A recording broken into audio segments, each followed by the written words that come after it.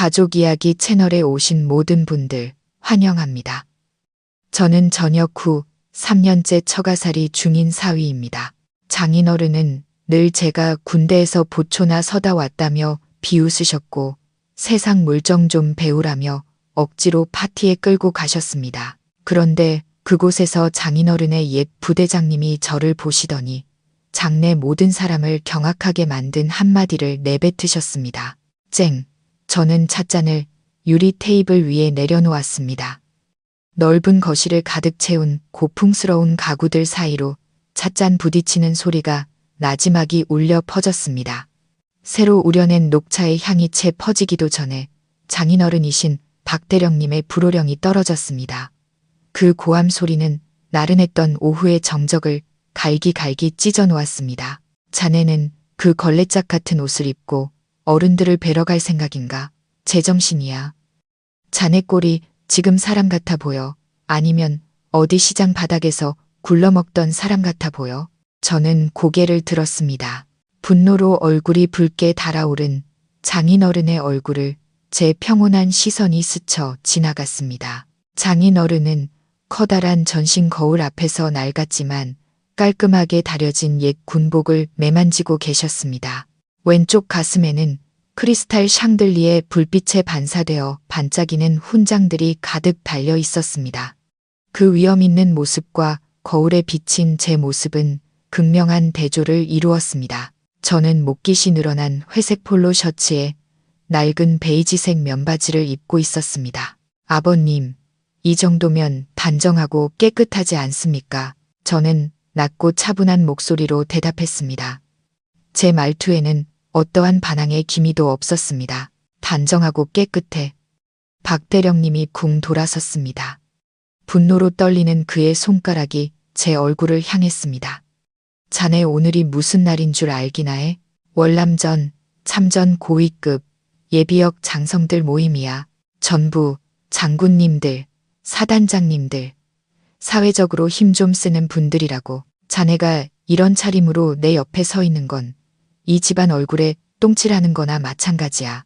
사람들이 보면 예비역 대령 박대철이 거지 같은 사위를 뒀다고 수군거릴 게 뻔했다. 맞은편 소파에 앉아 손톱을 다듬던 장모님, 최 여사님도 혀를 차며 한마디 거들었습니다. 칼날처럼 날카로운 말이었습니다. 여보, 말해봐야 입만 아파요. 창고에서 짐이나 나르는 사람이 뭘 알겠어요.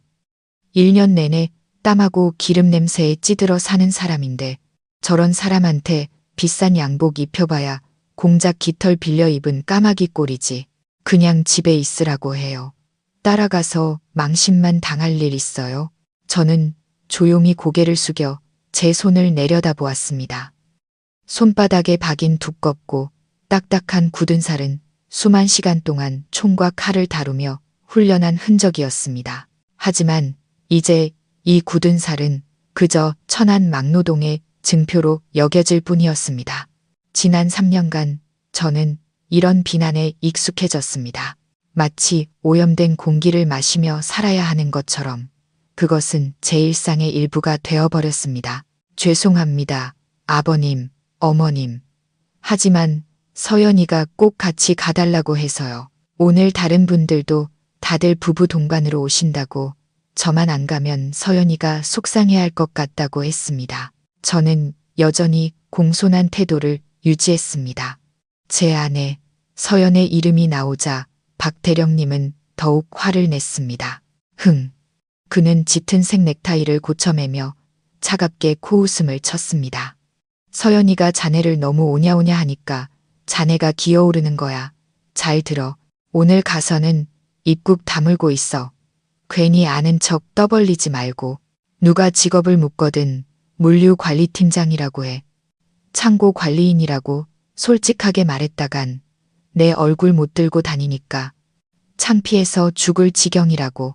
바로 그때 저희 부부의 침실 문이 열렸습니다. 처남인 민준이가 번쩍이는 네이비색 정장을 입고 나왔습니다. 포마드로 빗어 넘긴 머리는 반짝였고 그가 뿌린 향수 냄새가 방 안가득 진동했습니다. 민준이는 저를 곁눈질로 훑어보더니 비웃었습니다. 매영, 개그맨 시험 보러 가요. 아버지 옆에 서 있으니 꼭 대감님 옆에 선 머슴 같네. 에이, 그래도 올라가서 하얀 셔츠라도 갈아입어요.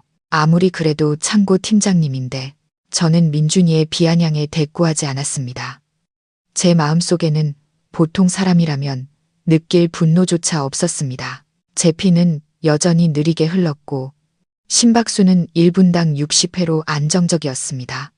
포탄이 귓가를 스치는 소리나 적막한 국경의 정글 속에서 들려오던 적의 발소리에 비하면 이런 날 선 말들은 아무런 무게도 없었습니다. 저는 양복 입는 것을 싫어했습니다. 돈이 없어서나 입을 줄 몰라서가 아니었습니다. 몸에 꽉 끼는 정장을 입으면 불쾌할 정도로 몸이 속박되는 느낌이 들었습니다. 그것은 과거 X7 작전에서 입었던 20kg에 육박하는 중장갑 방탄복을 떠올리게 했습니다. 가슴을 조여오는 압박감, 두꺼운 케블라, 안감 속으로 줄줄 흐르던 땀, 그리고 옷감, 섬유 하나하나에 배어있던 화약 냄새가 저를 괴롭혔습니다. 이 폴로 셔츠와 면바지야말로 저에게는 자유였습니다.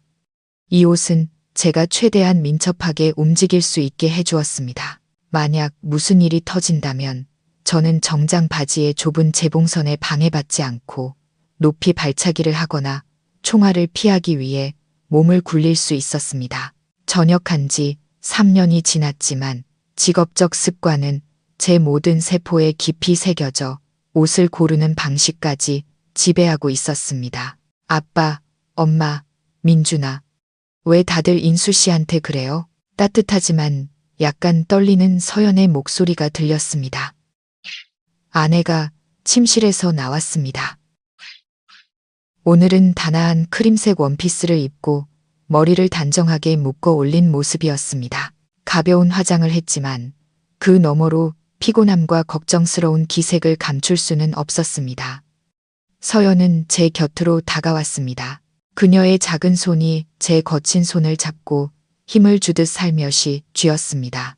박 대령님은 딸을 향해 눈을 부릅떴습니다. 내가 틀린 말했어. 내 남편 좀 봐라. 어디 한 군데라도 집안에 기둥 같은 구석이 있냐. 쥐꼬리만 한 월급 받아오면서 집에서는 부엌대기처럼 굴고 밖에 나가면 고개도 못 들고 다니잖아. 내가 그래도 명색이 육군 대령인데 저렇게 배알도 없는 놈을 사위로 들여서 몇 년째 속이 부글부글 끓는다. 아빠, 인수 씨는 성실하게 일하고 저랑 가족들한테 정말 잘해요. 그리고 부모님께도 효도하고요. 도박이나 술에 빠져 사는 것도 아닌데 그걸로도 충분히 좋은 사람이잖아요. 제발 다른 사람이랑 비교 좀 그만하세요. 서연의 목소리가 조금 높아졌고 눈에는 눈물이 그렁그렁 맺혔습니다. 좋으면 밥이 나와, 떡이 나와. 내 아빠 친구 강 사장님, 아들 준혁이 좀 봐라. 저놈이랑 동갑인데 벌써 은행 지점장이야. 벤츠 끌고 다니면서 강남에 아파트도 장만했다고. 근데 내 남편은 어디 내세울 만한 오토바이 한 대도 없잖아. 그 고물 스쿠터나 끌고 다니고. 이 아가씨야, 정신 좀 차려. 최 여사님이 날카로운 목소리로 끼어들었습니다. 서연의 손이 떨리는 것이 느껴졌습니다. 그녀가 무언가 더 말하려 했지만 저는 조용히 그녀의 어깨에 손을 얹고 고개를 저었습니다. 저 때문에 부모님과 다투게 하고 싶지 않았습니다. 여보, 괜찮아. 아버님, 어머님 말씀이 맞아. 내가 너무 편하게 입었네. 들어가서 셔츠로 갈아입고 올게. 더 단정하게. 속상해하지 마. 저는 서연을 보며 안심시키듯 미소를 지었습니다. 서연은 안타까움과 무력감이 뒤섞인 눈으로 저를 올려다보았습니다. 그녀는 제가 참고 있다는 것을 알고 있었습니다. 지난 3년간 장인 장모님이 이보다 더 심한 말을 했을 때도 저는 단 한 번도 언성을 높이거나 말대꾸를 한 적이 없었습니다. 저는 침실을 향해 몸을 돌렸습니다. 등 뒤로 박 대령님의 목소리가 여전히 쩌렁쩌렁 울렸습니다. 저것 봐라. 내가 면전에 대고 저렇게 욕을 하는데도 해실해실 웃고 있잖아. 저런 뱃대 없는 놈. 남자 망신은 다 시키는 놈. 저는 방문을 닫아 귀에 거슬리는 소음들을 차단했습니다. 방 안은 벽시계의 째깍거리는 소리만이 들릴 뿐 고요했습니다. 문에 등을 기댄 채 숨을 고르기 위해 잠시 가슴을 눌렀습니다. 옷장을 열어 유일하게 다림질된 하얀 셔츠를 꺼냈습니다. 폴로 셔츠를 벗자 온몸을 뒤덮은 하얀 흉터들이 드러났습니다. 왼쪽 어깨부터 허리까지 이어진 긴 흉터는 마약 조직 소굴을 급습했을 때 입은 칼자국이었습니다. 오른쪽 쇄골 아래의 동그란 흉터는 인질 구출 작전 중 관통한 총알 자국이었습니다.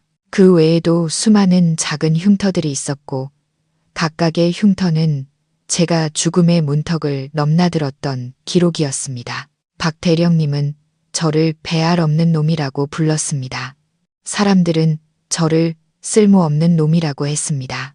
저는 희미하게 비웃었습니다. 다른 사람 앞에서는 절대로 보이지 않는 미소였습니다. 만약 그들이 지금 이 셔츠 단추를 채우고 있는 두 손이 칠흑 같은 어둠 속에서 이 0미터 거리에 저격총 방아쇠를 당겼고 세계 최강의 용병들 목을 순식간에 꺾어버렸다는 사실을 알게 된다면 과연 저를 창고 관리인이라고 부를 수 있을까요?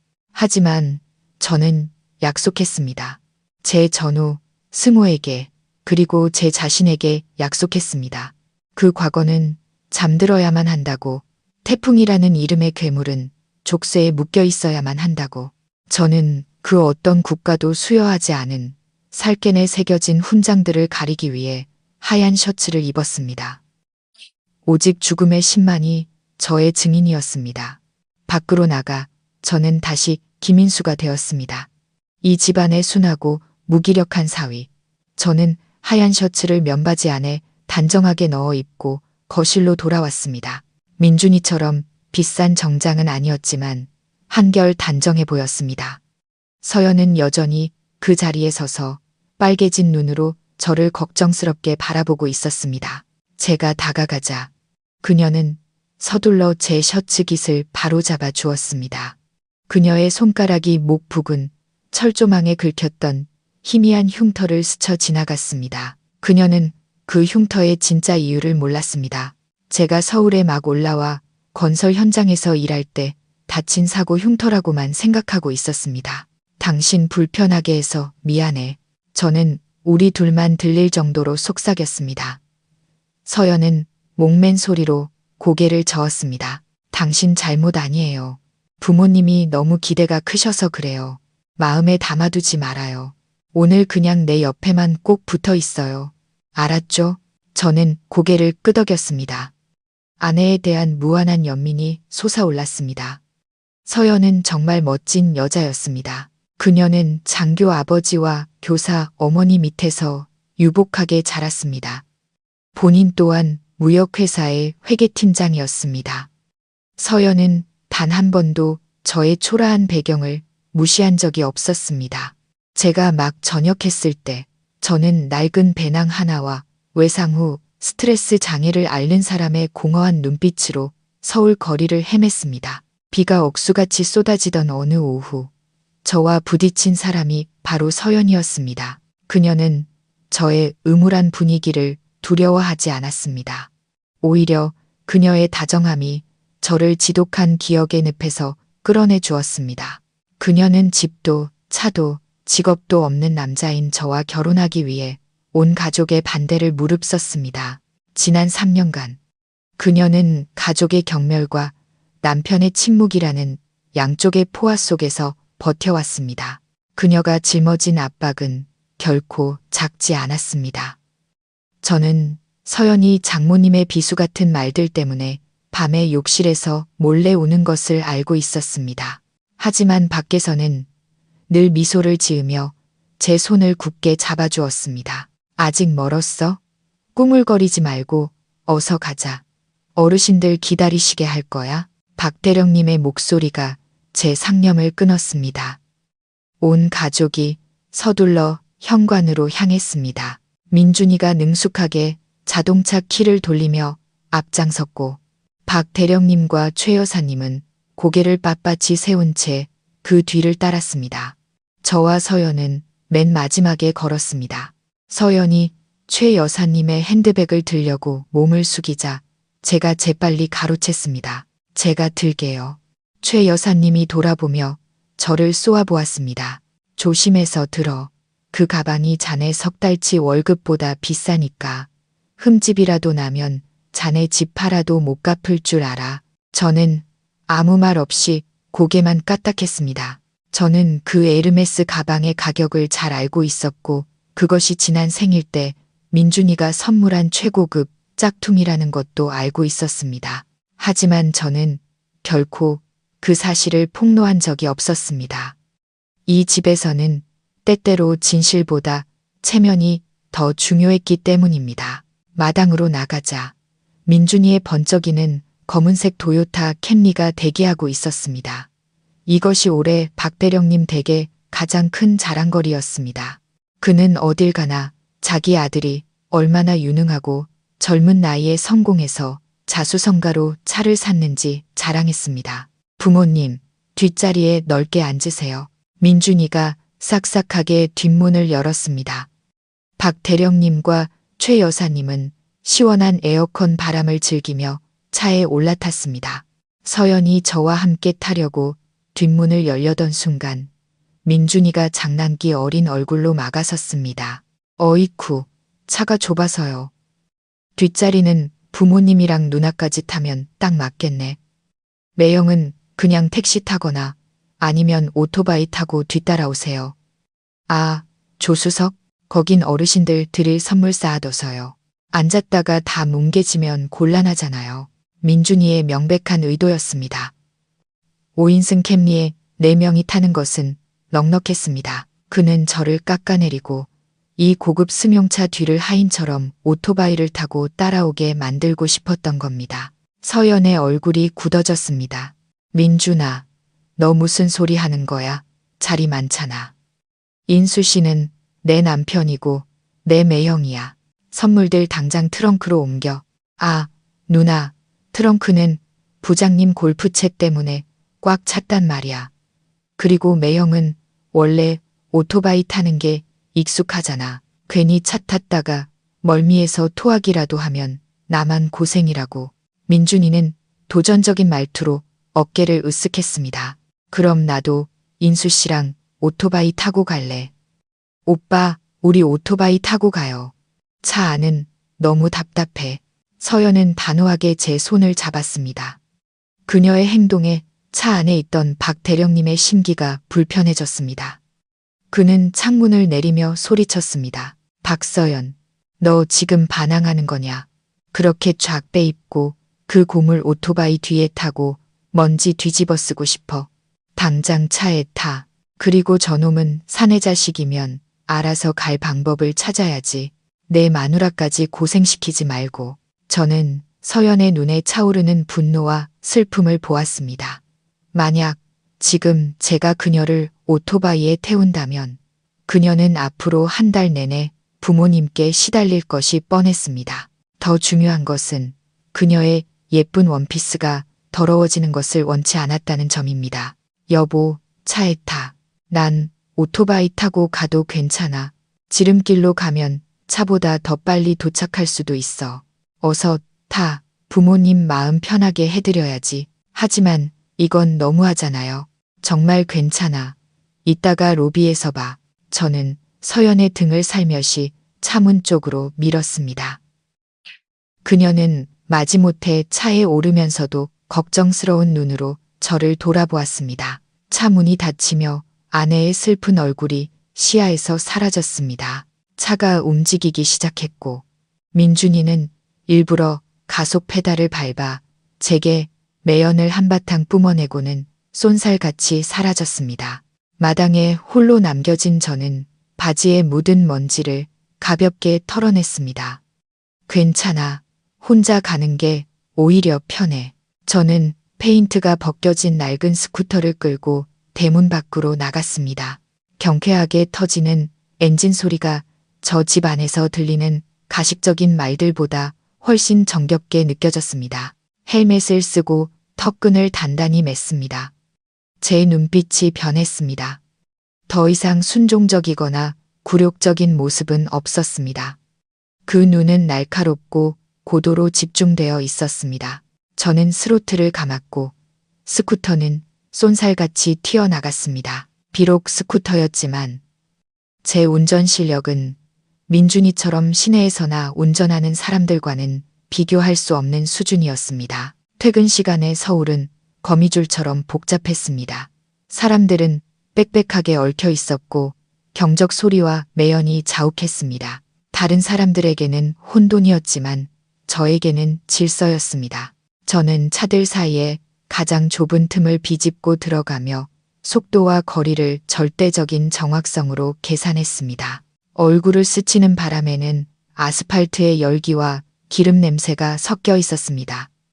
이상하게도 이 냄새는 값비싼 향수보다 더 강하게 제 기억을 자극했습니다. 빨간 신호등이 켜졌습니다. 사거리에 멈춰 서서 발을 땅에 디뎠습니다. 눈앞의 차들이 흐릿해지며 그 자리에 4년 전 서부전선 비무장지대의 끝없는 녹색 정글이 펼쳐졌습니다. 그때 저는 창고 관리인 김인수가 아니었습니다. 암호명 태풍 K9 흑표 부대의 팀장 김인수 대위였습니다. 우리는 서류상으로 존재하지 않았고 공개된 명단에도 이름이 없었습니다. 우리의 임무는 적진 깊숙한 곳에서의 정찰, 암살, 파괴, 그리고 구출과 같은 가장 어둡고 위험한 것들이었습니다. 그때 제 곁에는 승호가 있었습니다. 그는 제 전우이자 생사를 함께한 형제였습니다. 승호는 제가 아는 최고의 정찰병이었고 적의 레이더 기지 위치를 파악하기 위해 진흙탕 속에서 3일 밤낮을 꼼짝 않고 누워 있을 수 있는 사람이었습니다. 승호의 목소리가 귓가에 맴돌았습니다. 그날 밤 우리는 위태로운 바위, 절벽에 엎드려 매복 중이었습니다. 승호는 가슴 주머니에서 약혼녀 사진을 꺼내 희미한 달빛 아래서 제게 자랑했습니다. 그는 이번 작전만 끝나면 돌아가서 결혼할 거라고 했습니다.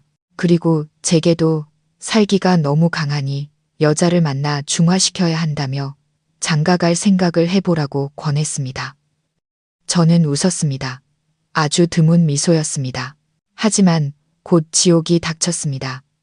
정보가 유출되었습니다. 우리 부대는 마약 카르텔을 비호하던 국제용병단의 매복에 걸려들었습니다. 적의 수는 우리보다 10배는 많았고 중기관총과 유탄 발사기로 중무장하고 있었습니다. 폭음이 밤의 정적을 찢었고 흙과 돌이 사방으로 튀었으며 화약 냄새가 코를 찔렀습니다. 우리는 막다른 길에 몰린 늑대처럼 싸웠습니다. 전우들이 하나둘 쓰러져 갔습니다. 저는 손에 쥔 AK-47 소총이 뜨거운 숯덩이처럼 달아오를 때까지 미친 듯이 응사했습니다. 한 발의 포탄이 바로 제 위치에 떨어졌습니다. 그 생사의 순간 한 그림자가 저를 덮치며 멀리 밀쳐냈습니다. 거대한 폭발음이 울렸습니다. 폭발의 충격으로 저는 몇 바퀴를 굴렀습니다. 비틀거리며 일어나자 제가 있던 자리에는 깊은 웅덩이만 남아 있었습니다. 승호가 그곳에 누워 있었습니다. 그의 몸은 온전치 않았고 피가 주변 풀밭을 붉게 물들였습니다. 저는 달려가 그의 이름을 부르짖었지만 제 목소리는 총성에 묻혀버렸습니다. 승호에게는 아직 미약한 숨이 붙어 있었습니다. 피투성이인 그의 손이 제 옷깃을 움켜쥐고 얼굴 가까이 끌어당겼습니다. 그는 제가 살아야 한다고 속삭였습니다. 저더러 자기를 대신해 평범한 삶을 살아달라고, 더 이상 살인 병기가 되지 말라고 했습니다. 그는 제게 약속하라고 했습니다. 그의 눈은 초점을 잃어가고 있었지만 제 대답을 기다리는 고집만은 꺾이지 않았습니다. 저는 약속하겠다고 울부짖었습니다. 제 눈물은 피와 진흙에 뒤섞였습니다. 승호는 제 품에서 마지막 숨을 거두기 전 안심한 듯 희미하게 미소 지었습니다. 승호의 희생은 저를 진짜 야수로 만들었습니다. 극심한 고통 속에서 저는 불가능한 일을 해냈습니다. 저는 홀로 남아 주운 저격총 한 자루와 남은 탄약만으로 후방을 막았습니다. 저는 유령처럼 정글을 넘나들며 적들에게 죽음을 선사했습니다. 73명. 그것이 전투 후 확인된 사살 숫자였습니다. 저는 6시간 동안 적의 대대 병력을 붙잡아 두었고 그 덕분에 부상을 입고 후방에 고립되었던 정태진 소장님의 정찰팀이 안전하게 퇴각할 수 있었습니다. 지원군이 도착했을 때 그들이 본 것은 온몸이 피투성이가 된 채 거대한 나무의 등을 기대고 앉아 텅 빈 눈으로 지평선을 바라보는 저뿐이었습니다. 제 주위에는 적들의 시체가 널려 있었습니다. 그 전투 이후 저는 영웅 칭호를 받고 더 높은 직위로 진급 제안을 받았습니다. 하지만 저는 모든 것을 거절했습니다. 승호와의 약속은 그 어떤 훈장보다 무거웠습니다. 저는 전역을 신청했고 결코 아물지 않을 마음의 상처를 안고 서울로 돌아와 태풍이라는 이름을 영원히 묻었습니다. 빵! 교통경찰의 호루라기 소리에 저는 현실로 돌아왔습니다. 신호는 이미 녹색으로 바뀌어 있었습니다. 뒷차들이 시끄럽게 경적을 울려댔습니다. 저는 고개를 가볍게 저어 끔찍한 기억들을 떨쳐냈습니다. 스로틀을 감자 스쿠터가 다시 움직였습니다. 나는 김인수다. 지금의 나는 그저 김인수일 뿐이다. 나는 평범한 창고 관리인이고 착한 아내가 있으며 까다로운 처가 식구들이 있다. 그것이 승호가 목숨과 맞바꿔 내게 안겨준 평범한 삶이다. 비록 뒤틀려 있을지라도 나는 이 삶을 소중히 여겨야만 한다. 제가 교통체증과 기억 속에서 허우적거리는 동안 캠리 안의 분위기 역시 편치 않았습니다. 나중에 서연에게 들은 바로는 차에 타자마자 최 여사님의 한탄이 시작되었다고 합니다. 내 팔자야. 우리 서연이 팔자는 왜 이렇게 기구할까? 예전에 그 많던 좋은 집안 총각들은 다 마다하더니 부모도 없고 근본도 모르는 저런 놈한테 시집을 가다니 이제 어딜 가나 얼굴을 못 들겠어. 서연은 창밖을 보며 한숨을 삼켰습니다. 엄마, 인수씨 좋은 사람이에요. 부모님이 안 계셔서 아빠 엄마를 친부모님처럼 생각하잖아요. 어느 사위가 매일 아침 장인어른 드실 차를 끓여드리고 매일 밤 장모님 다리를 주물러 드려요. 민준이가 버스를 추월하며 입술을 삐죽였습니다. 누나, 그걸 아부라고 하는 거야. 아니면 처가살이하는 걔가 꼬리치는 거지. 돈이 없으니까 몸으로 때우는 거 아니겠어. 나처럼 바쁜 사람이 언제 차 끓이고 다리 주무를 시간이 있어. 난 부모님께 600만 원짜리 안마의자 사드렸잖아. 그걸로 끝이지. 요즘 효도는 돈으로 하는 시대라고. 누나. 박 대령님은 만족스러운 듯 고개를 끄덕이며 푹신한 가죽 시트를 두드렸습니다. 민준이 말이 맞다. 이 자본주의 사회에서 돈 없으면 흙 파먹고 살아야 해. 김인수 그놈 성격 좋은 건 나도 인정해. 하지만 너무 유약해. 남자 자식이 발전할 생각은 안 하고 허드렛 일이나 하면서 안주하는 건 쓸모없는 놈이야. 오늘 거기 가서는 서연이 네가 단속 잘해. 저놈 입도 뻥긋 못하게 하라고. 어르신들은 다들 정치, 경제 같은 거시적인 얘기하시는데 저놈이 뭘 안다고 끼어들겠어. 괜히 무식한 티 냈다간 내가 창피해서 땅속으로 숨고 싶을 거다. 알았어요, 아빠. 서연은 힘없이 대답하며 속으로 울었습니다. 그녀는 남편이 안쓰러우면서도 가족들의 냉혹한 현실주의에 마음이 아팠습니다. 아, 아빠, 오늘 정태진 장군님도 오신다고 들었어요. 이제 소장으로 진급하셔서 위세가 대단하시다던데. 아빠가 이 기회에 잘 말씀드려서 제가 군부대에 사무용품 납품하는 프로젝트 하나 따낼 수 있게 도와주세요. 정태진 장군님 이야기가 나오자 박 대령님의 눈이 빛나고 허리가 꼿꼿해졌습니다. 그래, 정 소장님이 오늘 제일 중요한 손님이지. 나랑 그 양반. 옛날에 월남전에서 한 참호에서 싸웠던 사이야. 내가 계급은 낮았지만 전후에는 아주 깊었지. 이따가 내가 너 데리고 가서 인사 한번 시켜줄게. 네가 말만 잘하면 큰 건 하나 물 수도 있겠다. 박 대령님은 옛날 무용담을 늘어놓기 시작했습니다. 그와 정태진 소장이 어떻게 고구마 한 개를 나눠 먹었고 불타는 정글을 함께 행군했는지에 대해 이야기했습니다. 하지만 그의 이야기 속에서 사실은 부풀려졌고 그는 자신을 그 장군과 동급의 중요한 인물로 묘사했습니다. 민준이는 아버지의 말에 장단을 맞추며 아부를 떨었고 박 대령님은 더욱 신이 났습니다.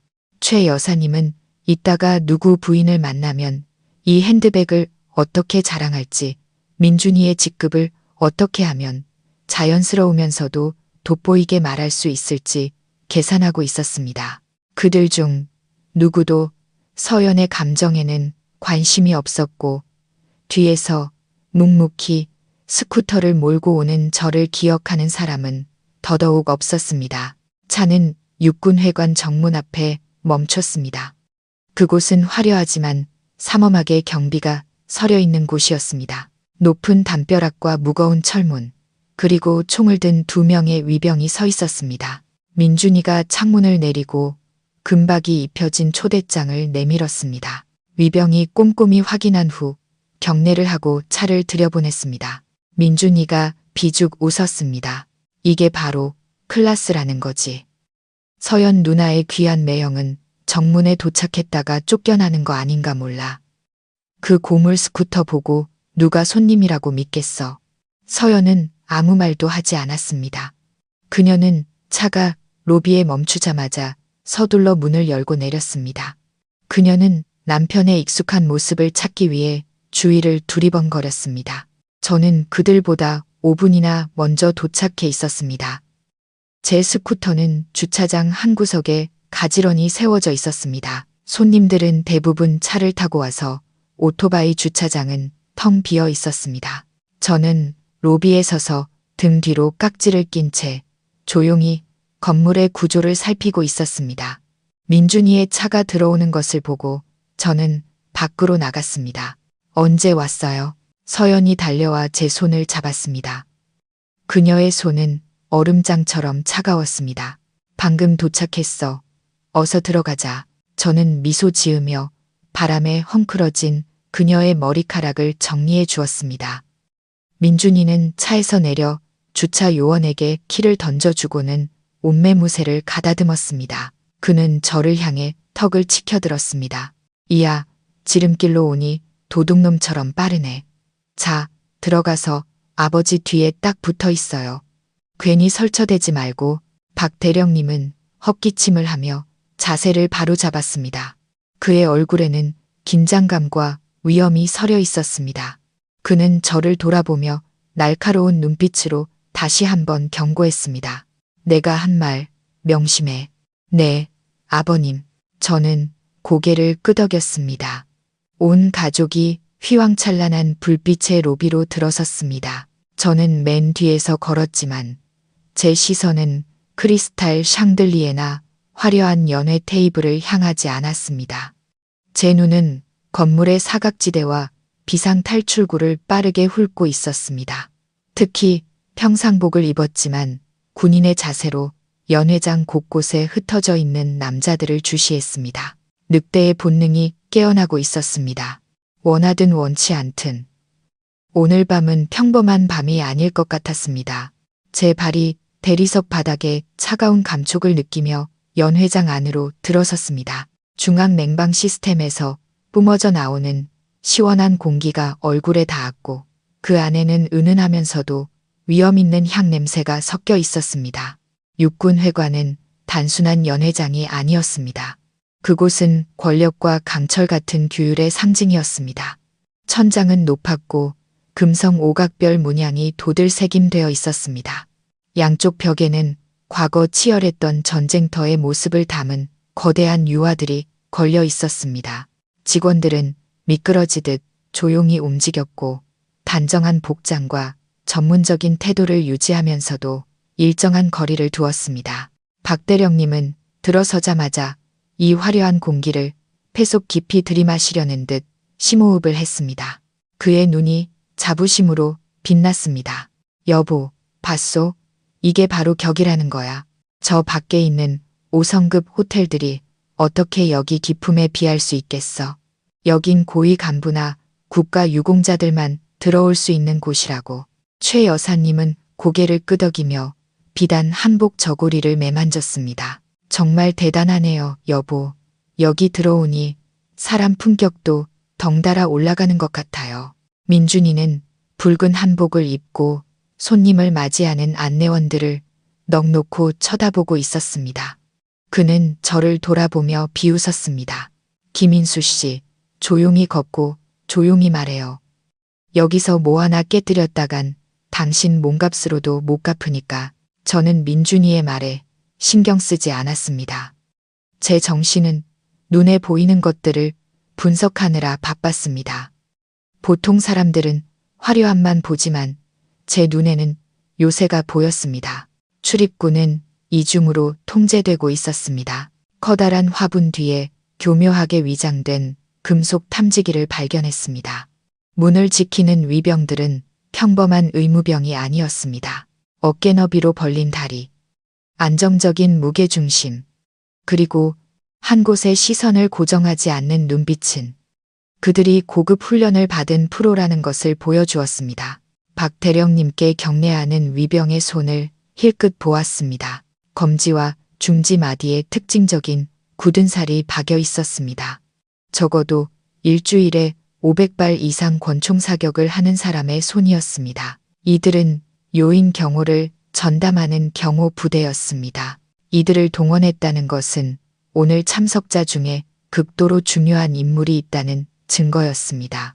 정태진 소장님이 바로 그 경호 대상 1호일 것입니다. 어이 박대령, 오랜만이구만. 굵직한 목소리가 제 생각을 끊었습니다. 머리가 희끗하고 배가 나온 중년 남성이 다가왔습니다. 그는 회색 양복을 입었지만 단추를 잘못 채워 엉성해 보였습니다. 그 옆에는 목과 손에 금붙이를 주렁주렁 단 여자가 서 있었습니다. 아이고, 강 사장. 잘 지냈나, 친구. 박 대령님은 환호하며 달려가 그 남자와 악수했습니다. 두 사람은 서로의 어깨를 치며 시끄럽게 웃고 떠들었습니다. 이 사람은 강 사장으로 장인어른과 같은 부대 출신이었습니다. 그는 일찍 전역해 부동산 사업으로 큰 돈을 벌었습니다. 장인어른은 종종 강 사장 이야기를 질투와 부러움이 섞인 말투로 하곤 했습니다. 소개하지. 이쪽은 내 아내 최 여사, 아들 민준이, 그리고 귀한 딸 서연일세. 박 대령님은 의기양양하게 가족들을 소개했습니다. 강 사장은 고개를 끄덕이며 칭찬했습니다. 사모님은 여전히 고우시고 아드님은 인물이 훤하구만. 크게 사업이라도 하나 보지. 민준이는 재빨리 두 손으로 명함을 내밀며 대답했습니다. 아닙니다, 사장님. 그냥 조그맣게 사업하고 있습니다. 수입 사무용품을 취급하는데 필요하시면 언제든 연락 주십시오. 허허, 젊은 나이에 대단하구만. 강 사장은 호탕하게 웃더니 그의 시선이 제게 멈췄습니다. 그런데 이 젊은이는? 박 대령님은 순간 말을 멈췄습니다. 입가에 미소가 굳어졌습니다. 그는 저를 힐끗 보더니 뜸을 들였습니다. 아, 이 친구는 김인수라고 우리 사위일세. 물류회사 창고에서 일하고 있네. 아, 그래. 강 사장은 목소리를 길게 느렸습니다. 그의 시선이 제 머리부터 발끝까지 훑어내리더니 낡은 구두에서 멈췄습니다. 그 눈빛에는 숨기지 않은 연민과 경멸이 섞여 있었습니다. 창고 일도 좋지. 몸으로 하는 일이 건강에는 최고야. 요즘 세상에 안정적인 직장 구하는 게 어디 쉬운가. 강 사장의 아내는 최 여사님께 입을 삐죽이며 속삭였지만 제 귀에는 똑똑히 들렸습니다. 어머, 따님이 저렇게 예쁜데 사위는 왜 저런 사람을 얻었어요? 어딘가 좀 모자라 보이고 둔해 보이는데. 최 여사님은 어색하게 웃으며 친구의 귀에 대고 속삭였습니다. 그러게 말이야. 팔자가 사나운 거지. 그렇게 말려도 듣지를 않으니 어쩌겠어. 저는 등 뒤로 손을 모은 채 표정 변화 없이 서 있었습니다. 저는 그들의 수군거림을 못 들은 척했습니다. 제가 있던 세계에서 한 사람의 가치는 그가 타는 차나 입는 옷으로 결정되지 않았습니다. 그것은 총구가 관자놀이에 겨눠졌을 때 얼마나 냉정을 유지할 수 있느냐에 달려 있었습니다. 자, 우리 그만 들어가서 한잔하세. 오늘 밤 즐기자고 온 거 아니겠나. 강 사장은 박 대령님의 어깨를 치며 일행을 연회장 테이블 쪽으로 이끌었습니다. 저와 서연은 맨 뒤에서 따라갔습니다. 서연이 제 손을 더 꽉 잡았습니다. 그녀의 손톱이 제 손바닥을 가볍게 누르는 것이 마치 부모님을 대신해 사과하는 것 같았습니다. 저는 그녀를 보며 눈빛을 부드럽게 했습니다. 괜찮다는 신호로 고개를 살짝 저었습니다. 저에게는 오늘 밤 서연과 이 가족의 안전이 저 허황된 체면보다 훨씬 더 중요했습니다. 저는 이곳 어딘가에 숨어 있는 아주 희미한 살기를 느끼고 있었습니다. 그것은 저를 향한 것은 아니었지만 분명히 존재했습니다. 연회장은 수천 명을 수용할 수 있을 만큼 거대했습니다. 하얀 식탁보가 덮인 수백 개의 원형 테이블이 질서정연하게 놓여 있었습니다. 중앙 무대는 생화와 붉은 배경으로 화려하게 장식되어 있었고 월남전 참전 3사단 전승 45주년 기념 전우회라는 황금색 글씨가 빛나고 있었습니다. 잔 부딪히는 소리와 웃음소리가 뒤섞여 혼란스러운 합창을 만들어냈습니다. 머리가 희끗한 남자들이 서로를 얼싸안고 반가워했습니다. 그들은 옛 부대 구호를 외치며 전쟁터의 추억을 이야기했습니다. 분위기는 뜨겁고 활기찼습니다. 하지만 안보 전문가의 눈으로 본 이곳은 다른 그림이었습니다. 저는 걸으면서 주위를 살폈습니다. 3시 방향에는 창문 구역 전체를 감시하는 CCTV가 있었습니다. 9시 방향에는 기술복도로 이어지는 비상구가 있었습니다. 하지만 그 비상구는 예비 의자 더미의 절반이 막혀 있었습니다. 이것은 초보적인 보안 실수였습니다. 화재나 공격이 발생하면 이곳은 치명적인 병목 지점이 될 것이었습니다. 저는 천장을 힐끗 보았습니다. 환기 시스템은 성인 한 명이 기어 들어갈 수 있을 만큼 컸습니다. 만약 침입자가 있다면 그곳이 가장 유력한 경로였습니다. 자네는 뭘 그렇게 힐끔거리나 정신 사납게. 제가 주위를 두리번거리는 것을 본 박 대령님이 돌아보며 작게 호통쳤습니다. 정신 차리고 나만 따라와. 내 체면 깎지 말고. 아, 네. 서연이 마실 음료수가 어디 있나 보고 있었습니다. 저는 어설픈 핑계를 댔습니다. 박 대령님은 코웃음을 치더니 연회장 구석에 빈 테이블을 가리켰습니다. 우리 자리는 저기 28번 테이블이야. 가서 얌전히 앉아 있어. 난 사령부 형님들께 인사 좀 드리고 올 테니. 박 대령님은 최 여사님과 민준이를 데리고 장성급들이 앉아 있는 중앙 테이블 쪽으로 향했습니다. 저와 서연은 28번 테이블로 갔습니다. 그곳은 주방 근처 구석진 곳이었고 무대에서도 가장 멀었습니다. 자리 배치 역시 손님의 지위를 반영하는 것이 분명했습니다. 우리와 같은 테이블에는 몇몇 나이 든 부부들이 앉아 있었습니다. 그들은 옷차림이 더 수수했고 아마도 하급 부사관 출신이거나 평범한 연금으로 은퇴한 사람들인 듯했습니다. 그들은 저와 서연을 보고 가볍게 목례를 했습니다. 저는 서연의 의자를 빼준 뒤 그 옆에 앉았습니다. 이 자리에서는 연회장 전체를 조망할 수 있었습니다. 제 등은 벽에 기대어 있었습니다. 이것은 제게 바꿀 수 없는 습관이었습니다. 저는 결코 문을 등지고 앉거나 등 뒤에 엄폐물이 없는 곳에 앉지 않았습니다. 물 마실래요? 내가 가져다 줄게요. 서연이 다정하게 물었습니다. 난 괜찮아. 당신이나 좀 앉아서 쉬어. 아까부터 하이힐 신고 있어서 발 아프지? 저는 고개를 숙여붓고 빨개진 서연의 발을 보았습니다.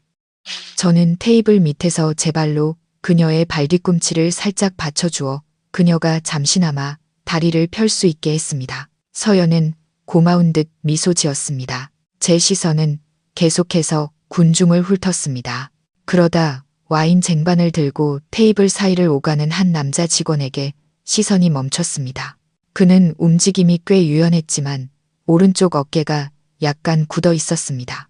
오른팔은 항상 옆구리에 붙어 있었는데 마치 겨드랑이 밑에 무언가를 숨기거나 보호하는 듯 했습니다. 오래된 부상일 수도 있고 혹은 권총일 수도 있었습니다. 저는 눈을 가늘게 떴습니다. 그는 다른 직원들처럼 검은 구두 대신 밑창이 부드러운 운동화를 신고 있었습니다. 신발 앞코가 닳아 있었습니다. 자주 전력 질주를 하거나 등반을 하는 사람의 흔적이었습니다. 저는 이 남자의 인상차기를 기억했습니다. 키는 약 175cm, 짧은 머리, 왼쪽 눈썹 끝에 작은 흉터. 저는 그를 계속 주시할 것입니다. 그때 박 대령님은 VIP 테이블에 있는 한 무리의 사람들 앞에서 허리를 굽히고 있었습니다. 그는 연신 웃으며 고개를 숙였습니다. 민준이 역시 그 옆에서 굽실거렸습니다. 그들은 위풍당당한 지휘관들 앞에서 초라하고 가련해 보였습니다. 저는 한숨을 쉬었습니다. 장인어른은 평생 명예를 중시했지만 과거의 헛된 명성을 씻기 위해 스스로를 낮추고 있었습니다. 문득 저를 뚫어지게 쳐다보는 시선이 느껴졌습니다. 그것은 친척들의 호기심이나 경멸의 눈빛이 아니었습니다. 그것은 먹잇감을 평가하는 사냥꾼의 눈빛이었습니다. 저는 지나가는 여직원을 보는 척하며 아주 천천히 고개를 돌렸습니다. 맞은편 연회장 구석, 기둥에 기댄 채 검은 양복을 입은 남자가 서 있었습니다. 그는 나선형 이어피스를 끼고 있었고 실내임에도 불구하고 선글라스를 쓰고 있었습니다. 그가 저를 보고 있었습니다. 검은 렌즈 너머로 우리 시선이 마주치자 그는 살짝 고개를 기울였습니다.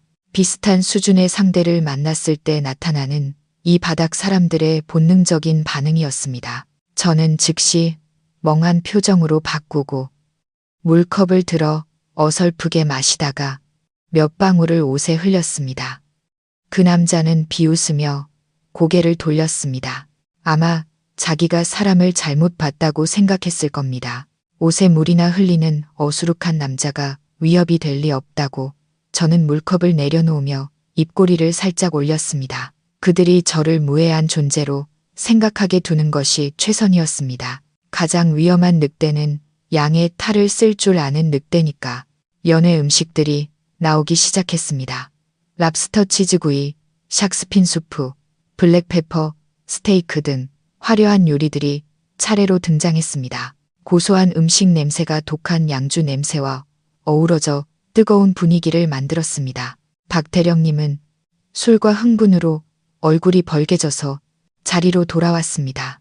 그는 의자에 앉으며 만족스러운 한숨을 내쉬었습니다. 기가 막히는구만.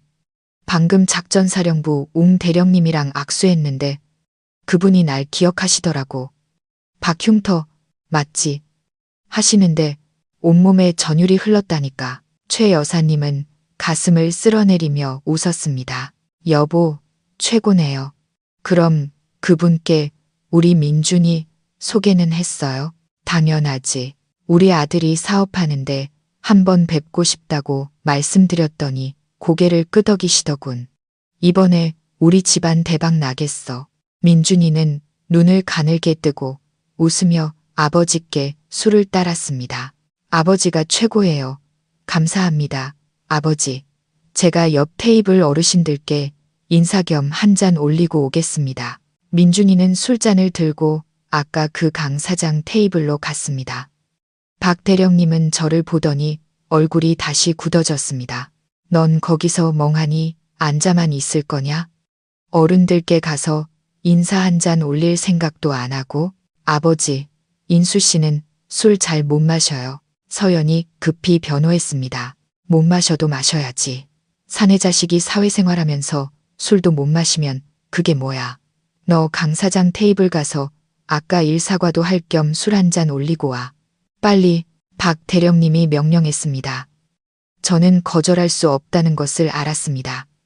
제가 가지 않으면 그는 소란을 피울 것이고 서연만 힘들어질 것이었습니다. 저는 자리에서 일어나 테이블 위에 양주잔을 들었습니다. 네, 다녀오겠습니다. 저는 강 사장과 그의 친구들이 시끄럽게 술을 마시고 있는 27번 테이블로 걸어갔습니다. 그들은 원샷, 투샷, 쓰리샷을 외치며 분위기를 띄우고 있었습니다. 안녕하십니까, 어르신들. 박대철 아버님 사위 김인수입니다. 건강을 기원하며 한 잔 올리겠습니다. 저는 또렷하게 말하며 두 손으로 술잔을 들었습니다. 랍스터 다리를 뜯고 있던 강 사장이 고개를 들었습니다. 그는 저를 곁눈질로 보더니 비웃었습니다. 아, 그 창고에서 일한다는 사위로군. 장인어른이 시켜서 왔나? 강 사장 옆에 앉아있던 얼굴이 벌겋고 혀가 꼬인 남자가 끼어들었습니다. 창고에서 일하면 월급이 얼마나 되나? 젊은이? 애들 분유값은 벌어. 아니면 마누라한테 손 벌리나? 테이블 전체에서 비웃음이 터져 나왔습니다. 그냥 먹고 살 만큼은 법니다. 관심 가져주셔서 감사합니다. 저는 여전히 미소를 잃지 않았습니다. 모욕감을 느끼지 않았습니다. 이런 질문은 귀에 못이 박이도록 들었습니다. 먹고 살만한 게 얼만데? 200만 원, 300만 원, 강 사장이 다그쳤습니다. 내 아들놈 좀 봐라. 은행에서 일하는데 한 달에 1,000만 원 버는 건 우습지도 않아. 자네도 남자라면 야망이 있어야지. 맨날 짐이나 나르면서 어떻게 고개 들고 살겠나. 자네 장인도 옛날엔 알아주는 명사수였다는데 어떻게 저렇게 맥없는 사위를 얻었는지 원. 그는 박 대령님이 안 됐다는 듯 고개를 저었습니다. 자, 마시게. 술은 원샷이야. 원샷 안 하면 어른들 무시하는 거라고. 강 사장은 커다란 양주잔에 위스키를 가득 따라 제 앞에 밀었습니다. 좋기 200ml는 되어 보였습니다. 보통 사람이라면 한 번에 마시고 그대로 고꾸라질 양이었습니다. 마셔봐, 젊은이. 사나이 배짱 좀 보여줘봐. 아니면 마누라한테 혼날까봐 무서워? 사람들이 다시 야유를 보내며 저를 부추겼습니다. 그들은 제가 웃음거리가 되는 것을 보고 싶어 했습니다. 박 대령님의 촌스러운 사위가 만취해서 토하는 모습을 보고 안틀거리로 삼고 싶어 했습니다. 저는 투명하고 찰랑이는 술잔을 보았습니다. 알코올 향이 코를 찔렀습니다. 감사히 마시겠습니다. 저는 술잔을 들었습니다. 제 눈빛은 조금도 흔들리지 않았습니다. 저는 고개를 젖히고 불타는 듯한 액체를 목구멍으로 쏟아부었습니다. 세 모금 만에 잔은 깨끗하게 비워졌습니다. 저는 빈잔을 탁 소리나게 테이블에 내려놓았습니다. 제 얼굴색은 변하지 않았고 호흡도 여전히 규칙적이었습니다. 테이블은 순간 정적에 휩싸였습니다.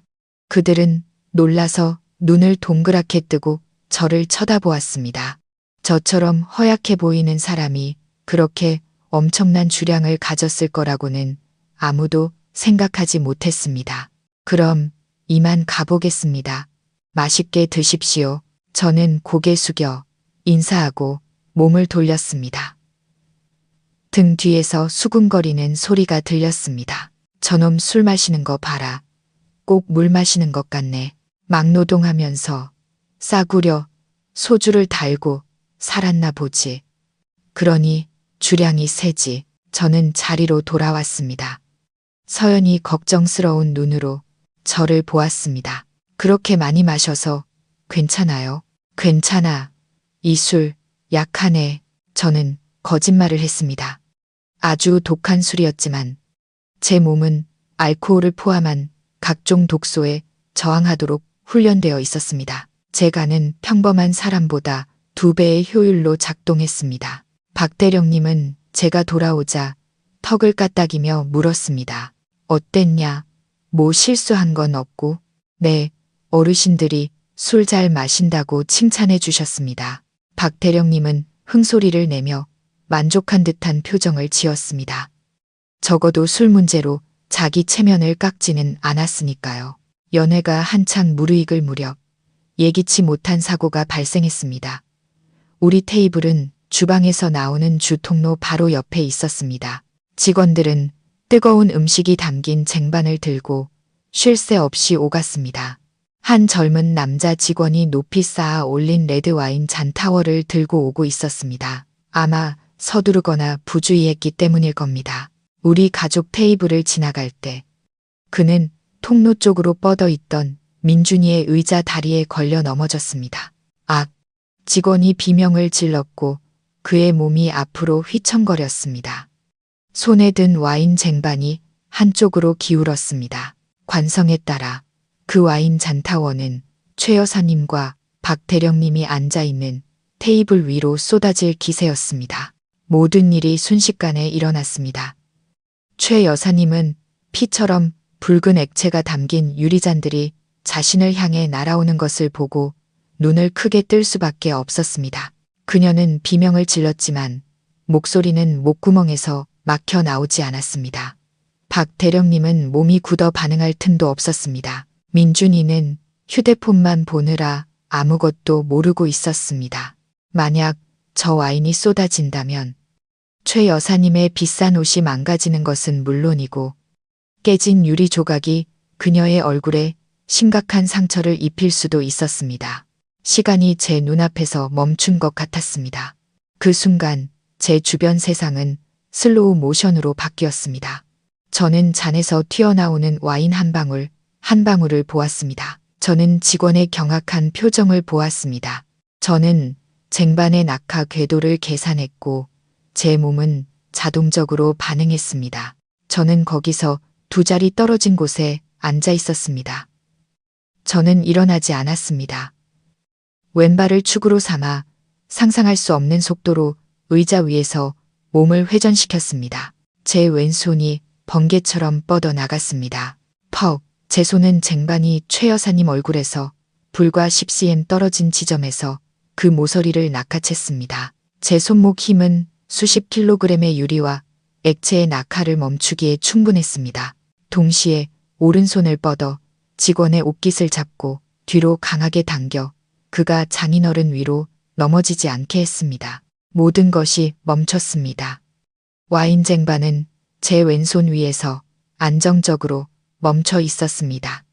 잔 하나도 넘어지지 않았고 와인 한 방울도 쏟아지지 않았습니다. 직원은 핏기 없는 얼굴로 간신히 균형을 잡았습니다. 최 여사님은 여전히 입을 벌린 채 가슴을 부여잡고 있었습니다. 박 대령님은 귀신이라도 본 듯 눈을 동그랗게 뜨고 저를 쳐다보았습니다. 주변은 쥐 죽은 듯 조용했습니다. 그 광경을 목격한 모든 사람들이 경악했습니다.